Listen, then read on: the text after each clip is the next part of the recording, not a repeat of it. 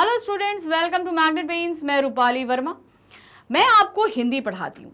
हिंदी में बहुत सारी चीज़ें आप लोगों को लगती हैं कि ये कहीं ना कहीं कोई ऐसी चीज़ है जो कैसे फॉर्मेट में लिखी जाएगी, क्या होगी, तो बिल्कुल परेशान नहीं हुई। आज मैं एक छोटा सा वीडियो आपको इसीलिए लेकर आई हूँ, यानी कि मैं फटाफट आपको यहाँ पर प्रारूप समझा सकूँ। अनुच्छेद और पत्र, इनका मैं फटाफट रिवीजन कराऊंगी आपको कि कैसे ये लिखे जा सकते हैं, इनमें क्या क्या चीज़ें ध्यान रखनी चाहिए, साथ ही ये कितने मार्क्स के होते हैं, किस चीज़ के कितने मार्क्स मिलते हैं, सभी कुछ आपको मैं डिटेल से बताऊंगी।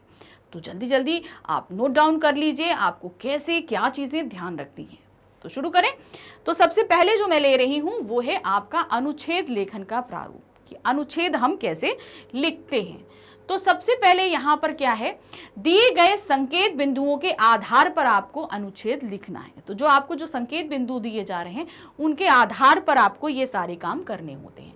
तो सबसे पहले हम क्या देखते हैं, हमारे पास टॉपिक आता है। टॉपिक क्या है, जीवन संघर्ष है, स्वप्न नहीं।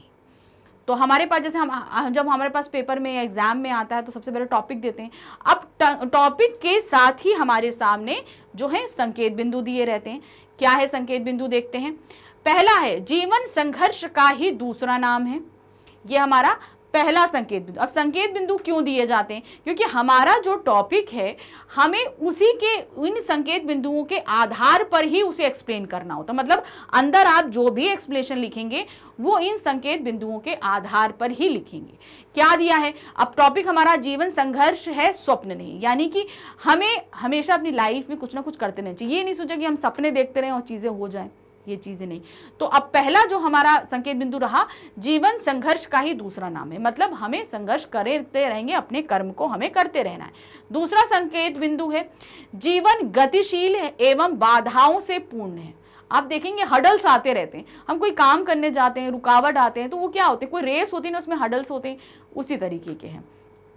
फिर दूसरा है स्वप्न असत्य जबकि जीवन सत्य है, यानी कि हमारे जो ड्रीम्स हैं वो असत्य हैं, क्योंकि वो तो सपने हैं, वो वास्तविकता में तो कहीं नहीं है, और जीवन जो हम जी रहे हैं ये सत्य है।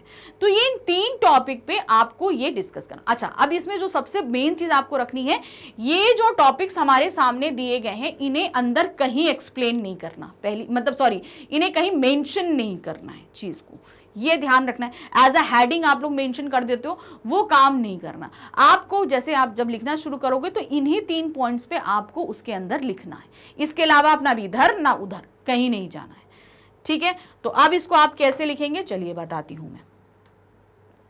इस तरीके से हमें लिखना है, ठीक है।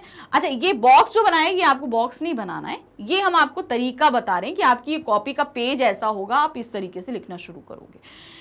जीवन संघर्ष है, स्वप्न नहीं, जो हम अनुच्छेद है उसको हम लिखेंगे। अब जो पहला हमारा जो ये था हेडिंग, उसके लिए मतलब हम भूमिका जो बांधते हैं उसके लिए हमें आधा नंबर मिलता है, यानी कि फर्स्ट पैरा जो हमारी भूमिका, स्टार्टिंग की 3 लाइंस जो हमारी होती हैं वो हम भूमिका के तौर पे बांधते हैं, तो उसके लिए हमें हाफ मार्क्स मिलते हैं। अब हमने भूमिका कैसे बांधी, देखिए। मनुष्य का जीवन वास्तव में सुख दुख, आशा निराशा, खुशी दर्द आदि का मिश्रण है। यह ना तो केवल फूलों की सेज है और ना ही कांटों का ताज। वस्तुतः जीवन एक अनवरत संघर्ष नाम है। तो ये जो हमने भूमिका बांधी ना स्टार्टिंग में, इसके लिए हमें हाफ मार्क्स मिलते हैं। अब इसके नीचे जो हम मैटर लिखेंगे, मिडिल में जितना भी लिखेंगे, उसके लिए हमें कितने मिलते हैं, 3 मार्क्स मिलते हैं, ठीक है। अब जो हमारे जो हमारे संकेत बिंदु दिए गए हैं उनके लिए अब हमें कितने मार्क्स मिलेंगे, 3 मार्क्स मिलेंगे। जीवन की तुलना एक प्रवाहमान नदी से की जाती है। जिस प्रकार एक सरिता यानी कि नदी अविरल बहती रहती है, समुद्र में लहरें सदा गतिशील रहती हैं, वायु एक क्षण के लिए नहीं रुकती, सूर्य चंद्रमा तारे सभी अपने अपने नियत समय पर उदित एवं अस्त होते हैं, ठीक उसी प्रकार जीवन की गति भी अविरल है। मतलब हमारी जीवन हमेशा चलता रहता है, 1 सेकंड के लिए भी नहीं रुकता। समय के साथ साथ आगे बढ़ते रहने की प्रबल मानवीय लालसा ही जीवन है। अभी ये वो 3 मार्क्स के अंदर ही चल रहा है, ध्यान रखिएगा। इस अविरल गति की प्रवाहमान जीवन में अनेक ऊंचे नीचे रास्ते आते हैं, अनेक बाधाएं आती हैं। इन्हीं बाधाओं से संघर्ष करते हुए जीवन आगे बढ़ता रहता है। यही कर्म है, यही सत्य है। जीवन में आने वाली बाधाओं से घबराकर रुक जाने वाला या पीछे हट जाने वाला व्यक्ति कभी भी सफलता प्राप्त नहीं कर सकता। जीवन सत्य है जबकि स्वप्न असत्य, काल्पनिक है, अयथार्थ है। स्वप्न का महत्व केवल वही वक्त तक है जहां तक मनुष्य के जीवन में आगे बढ़ने में प्रेरक है। यानी कि कोई स्वप्न हमें आगे बढ़ने में कितना प्रोत्साहित करता है, वहीं तक स्वप्न की इंपॉर्टेंस है, उसके अलावा नहीं। मनुष्य स्वप्न के माध्यम से ही ऐसी कल्पनाएं करता है जो अयथार्थ होती हैं, लेकिन उस काल्पनिक लोक में वह अपने परिश्रम, उमंग एवं दृढ़ शक्ति से यथार्थ में, वास्तविकता में परिवर्तित कर देते हैं। तो यहां पर हम आपको बता रहे हैं कि आप किस तरीके से अनुच्छेद लिखोगे। तो ये क्लियर हो गया आपको कि फर्स्ट जो हम भूमिका बांधेंगे हाफ मार्क्स, मिडिल जो हम जहां पे एक्सप्लेनेशन देंगे वो हमारा कितना पार्ट का रहेगा, वो हमारा 3 मार्क्स का रहता है। फिर उसके बाद जब हम आगे अभी हमारा कंटिन्यू है, फिर उसके बाद जो एंडिंग का हमारा जो पोर्शन रहता है जहां पे हम निष्कर्ष निकाल के देते हैं 2 लाइन अपने पॉइंट ऑफ व्यू से, हाफ मार्क्स हमें वहां पर मिलता है। यहां दिया है वास्तविक जीवन कर्तव्य पथ है जिसके मार्ग पर अनेक शूल बिखरे, शूल मतलब कांटे, तकलीफें हैं, लेकिन मनुष्य की इच्छा शक्ति या दृढ़ संकल्प उन बाधाओं को, कांटों की परवाह नहीं करता और उन्हें रौंद कर आगे निकल जाता है। तो जो हमारे 3 पॉइंट्स थे वो हमने मिडिल में दे दिए। ठीक है, ध्यान रखिए हमने क्या बताया था, जो 3 संकेत बिंदु हैं उसके लिए हमें 3 पॉइंट्स मिले हैं, ये याद रखिए। पहला जो भूमिका हमने अपनी तरफ से लिखी और निष्कर्ष जो हम अपनी तरफ से देंगे उसके लिए हाफ ऑफ मार्क्स। अब निष्कर्ष हमने इस पे क्या दिया, जीवन संघर्ष की लंबी साधना है। यह संघर्ष तब तक बना रहता है जब तक मनुष्य के शरीर में सांस चलती रहती है, संघर्ष से बचा नहीं जा सकता। तो आधे नंबर हमारे अपने चीज़ों के लिए जो हमने अपनी तरफ से ऐड ऑन किए हैं उसके लिए, और 3 संकेत बिंदु जो उन्होंने दिए थे उसके लिए हमें 3 मार्क्स मिले। तो टोटल हो गए हमारे 4 मार्क्स। लेकिन ये तो 5 मार्क्स का आता है अनुच्छेद। अब इसमें 5 मार्क्स में 1 नंबर कहाँ गया, 1 नंबर आपका यहाँ रहा।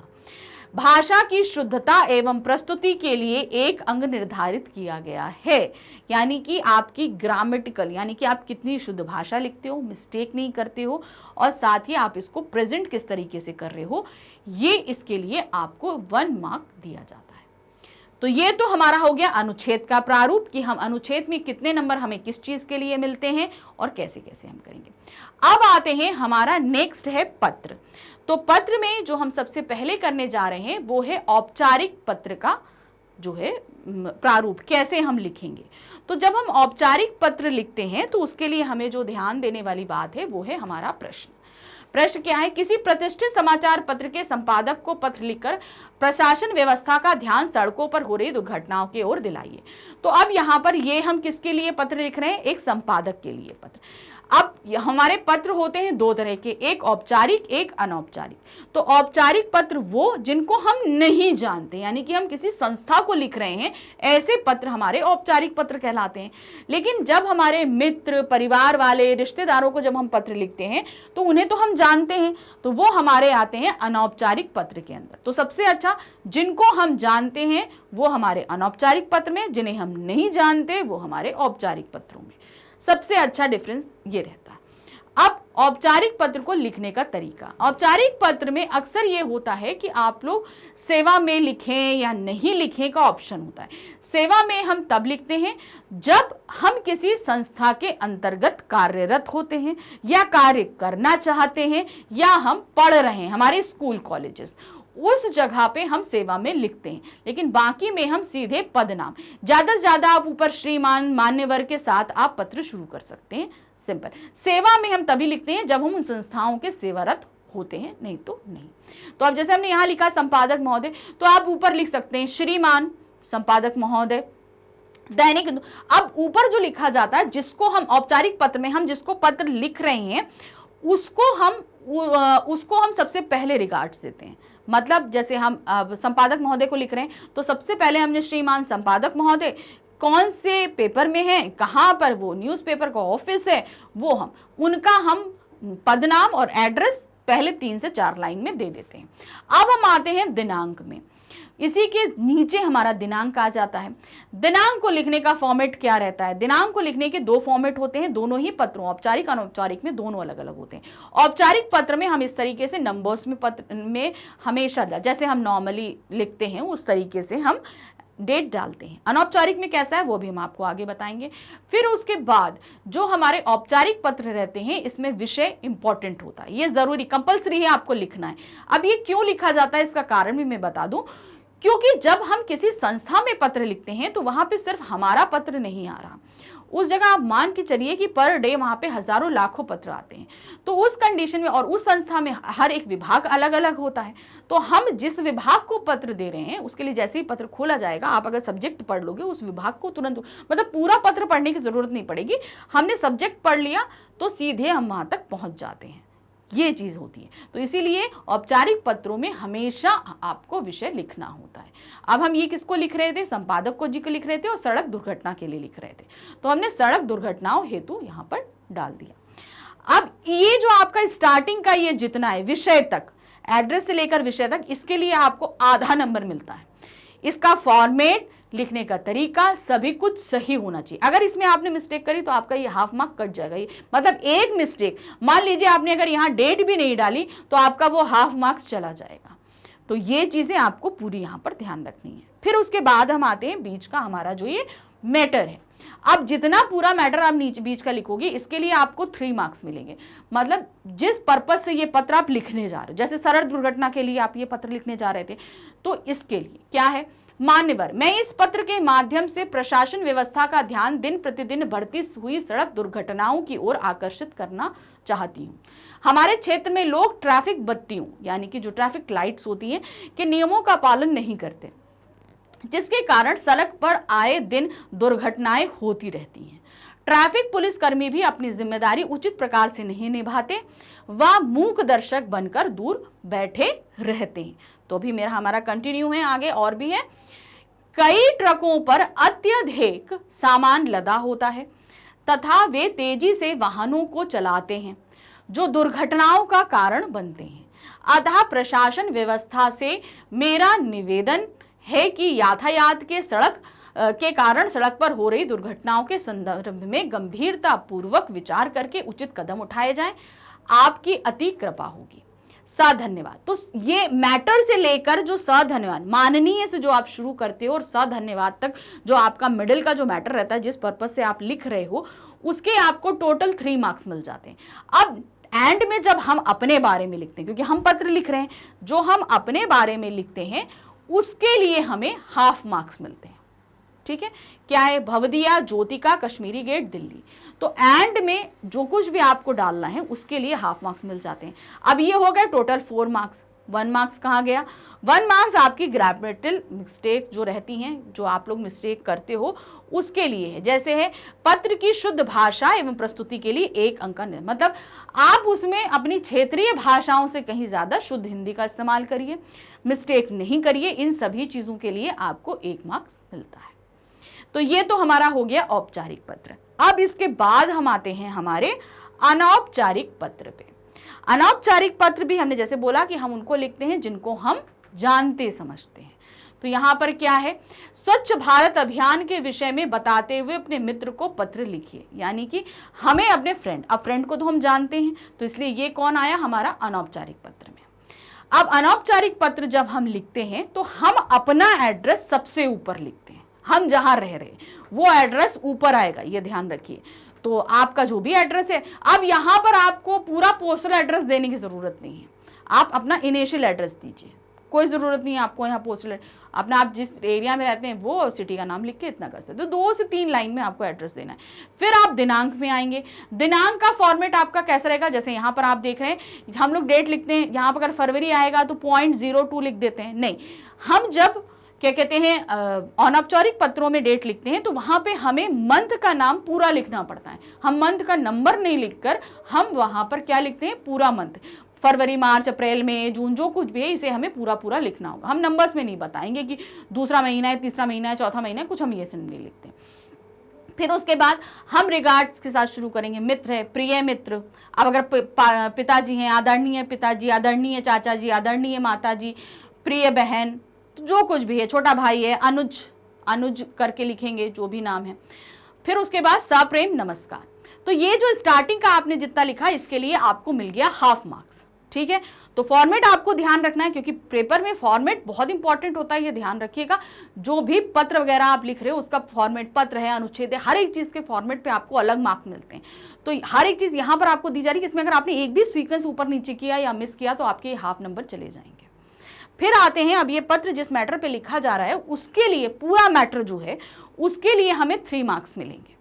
क्या है? आशा करता हूं कि तुम कुशल मंगल होगे। मैं ये पत्र स्वच्छ भारत अभियान के संबंध में कुछ महत्वपूर्ण बातें बताने के विषय में लिख रहा हूं। प्रिय मित्र, मैं प्रधानमंत्री की स्वच्छता अभियान से बहुत प्रभावित हूं। अपने आसपास के परिवेश को सुंदर बनाने एवं स्वास्थ्य संबंधी परेशानियों से बचने के लिए स्वच्छता बहुत आवश्यक है। मैं चाहता हूं इस अभियान में अपने क्षेत्र के युवा बढ़ चढ़कर भाग लें और क्षेत्र को साफ सुथरा रखने में अपना योगदान दें। इस कड़ी में मैं तुम्हें स्वच्छ भारत अभियान का हिस्सा बनने के लिए निमंत्रित करता हूं। इस युवा संगठन के अध्यक्ष नहीं बल्कि अपितु अपने मित्र का स्नेहशील निमंत्रण समझना। मतलब एक तो अध्यक्ष इस तौर पे नहीं, मतलब मित्र के तौर पर मैं तुम्हें बुला रहा हूं, इसलिए इसे समझना। अब इतना अभी हम और भी हमारे पास है, ये सभी अभी वो 3 मार्क्स में ही चल रहा है, सारा मैटर लिख रहे हो ना अभी वो। मुझे आशा नहीं वरन पूर्ण विश्वास है कि तुम इस निमंत्रण को स्वीकार करते हुए आगामी रविवार को इस अभियान का हिस्सा बनने के लिए संगठन के कार्यालय में अवश्य पधारोगे। घर पर सभी बड़ों को मेरा प्रणाम कहना। तो जब हम अनौपचारिक पत्र लिखते हैं तो परिवार में जितने लोग हैं, बड़े हैं तो उनको प्रणाम, छोटे हैं तो उनको स्नेह प्यार के साथ हम पत्र का जो बीच का मिडिल का मैटर के साथ हम उसको एंड कर देते हैं।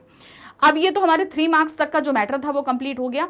अब एंड में जो हम लिखेंगे, जैसे तुम्हारा मित्र वैभव, आपका पुत्र, जैसे अगर पिताजी को लिखोगे पुत्र, चाचा को लिख रहे हो तो आपका भतीजा, अगर बहन को लिख रहे हो आपका भाई, तो इस तरीके से आप लिखने के बाद अपना नाम लिख दोगे। यहाँ पे आपको पूरा नाम लिखने की जरूरत नहीं है, वैभव शुक्ला, वैभव त्रिपाठी, कुछ ऐसे नहीं, सिर्फ अपना नाम लिखो बस, और उसके लिए आपको हाफ मार्क्स मिलेंगे। तो ये तो हो गए टोटल 4 मार्क्स। अभी 1 मार्क्स बाकी है। वो 1 मार्क्स आपको किस चीज के लिए लिएगा? पत्र की शुद्ध भाषा तथा प्रस्तुति के लिए 1 अंक निर्धारित है। मतलब आप उसमें किस तरह की भाषा का इस्तेमाल, याद रखिए जो आप नॉर्मली बोलते हो उससे कहीं अच्छा थोड़ा सा पत्राचार माध्यम की हिंदी का इस्तेमाल करते हुए आप पत्र लिखेंगे। तो ये हमने आपको फटाफट अनुच्छेद और पत्र के प्रारूप से वाकिफ करा दिया कि कैसे कैसे हम इसको लिखेंगे।